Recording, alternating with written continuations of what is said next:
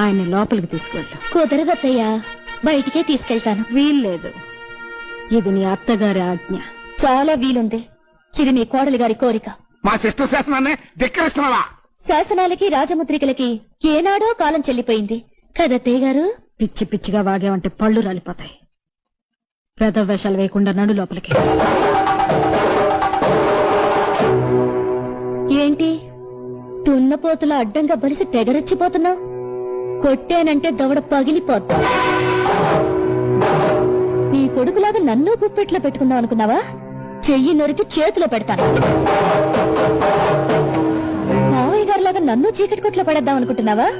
కిరసనాయిల్ పోసి తగలబెట్టేస్తాను.